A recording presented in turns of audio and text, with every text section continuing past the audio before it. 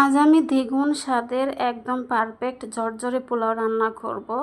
Hello guys, আসসালামু আলাইকুম। কেমন আছেন সবাই? আশা করি ভালো আছেন, আপনাদের দোয়ায় আমিও ভালো আছি আলহামদুলিল্লাহ। তো চুলায় আমি পোলাও রান্না করতে চলে আসলাম। চুলায় একটা হাঁড়ি বসিয়ে দিয়ে 3-4টা তেজপাতা আর 3-4টা দারচিনি দিয়ে আমি পরিমাণ মতো তেল দিয়ে দিয়েছি, আর দিয়ে দিয়েছি 1.5 টেবিল চামচের মতো ঘি।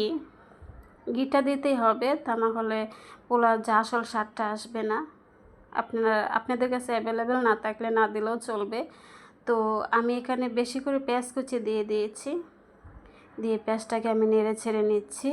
তো এই পর্যন্ত আপনারা যারা ভিডিওটা দেখতেছেন, আপনাদের কাছে অনুরোধ রইল একটা লাইক দিয়ে পুরো টাইম করার অনুরোধ রইল।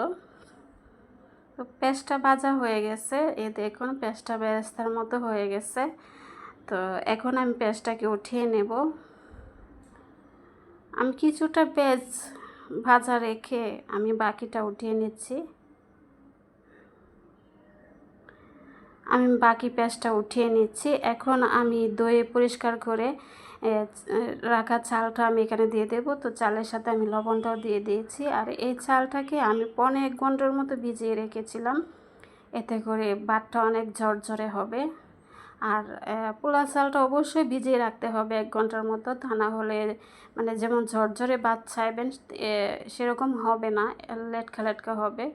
তো আপনারা যদি 1 ঘন্টার মতো চালটা ভিজিয়ে রাখেন তাহলে খুব সুন্দর পোলাও হবে, একটার সাথে একটা লেগে যাবে না। আর যদি হাতে সময় না থাকে তাহলে আধা ঘন্টা হলেও ভিজিয়ে রাখতে হবে, এতে করে ভাতটা খুব সুন্দর ঝরঝরে হবে। তো এখন আমি একটু নেড়ে ছেড়ে নিয়ে আমি এখন দিয়ে দিচ্ছি রসুন বাটা, দিয়ে দিয়েছি আদা বাটা, আর দিয়ে দিয়েছি জিরা বাটা। এখানে 1.5 টেবিল চামচ করে সব মশলা দিয়ে দিয়েছি। আর এখানে দিয়ে দিয়েছি শাহি জিরা বাটা, মৌরি জিরা আর জয়ত্রী জয়ফল একসাথে বেটে নিয়েছিলাম, এটা আমি দিয়ে দিয়েছি। দিয়ে ভালো করে নেড়ে ছেড়ে আমি চালটার সাথে মিশিয়ে নিচ্ছি মশলাটাকে। তা বলেছিলাম যে দ্বিগুণ স্বাদের পোলাও রান্না করব, সেই মশলাটা দেওয়ার কারণেই পোলাও রান্নাটা দ্বিগুণ স্বাদের হবে।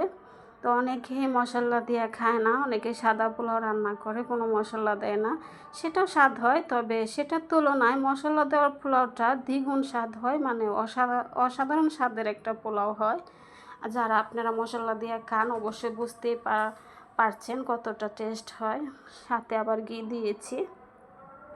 তো সব মিলিয়ে অসাধারণ স্বাদের পোলাও হয়। তো আমি ভালো করে পোলাওটাকে বেজে নিচ্ছি, পোলাও চালটাকে নিয়ে আমি পরিমাণ মতো পানি দিয়ে দিয়েছি। এখানে মাখা মাখা পানি দিতে হবে, বেশি দেওয়া যাবে না, কেননা আমি চালটাকে 1 ঘন্টার মতো ভিজিয়ে রেখেছিলাম, আর অনেকক্ষণ বেজেছি, প্রায় 10 মিনিটের মতো আমি চালটাকে বেজে নিয়েছি। এখন একটু নেড়ে ছেড়ে দিয়ে আমি ঢাকনা দিয়ে ডেকে 3-4 মিনিট আমি চালটাকে রান্না করে নেব। আমি হাই হিটে 3-4 মিনিট রান্না করে নিয়েছি। চুলার আঁচটাকে আমি হাই হিটে দিয়ে রেখেছিলাম।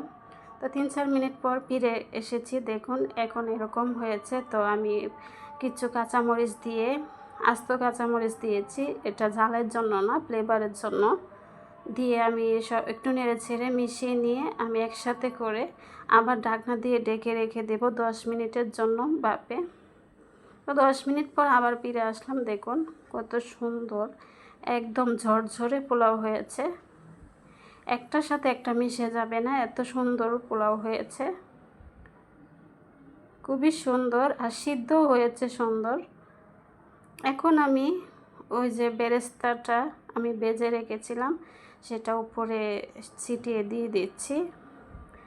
তো আপনারা যারা আমার ভিডিওটা দেখতেছেন, আমার ভিডিওটা যদি কোনো অংশ আপনাদের কাছে ভালো লাগে তাহলে আমার চ্যানেলটাকে সাবস্ক্রাইব করে লাইক কমেন্ট করে আমার পাশে থাকবেন প্লিজ।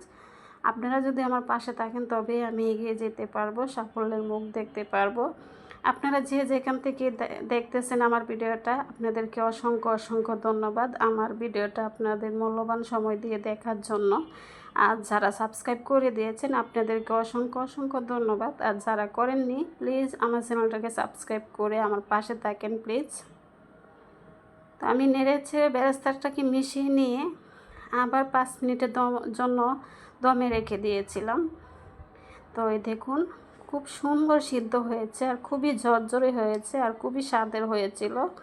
আপনারা এভাবে রান্না করে খেলে বুঝতে পারবেন কতটা স্বাদের হয়।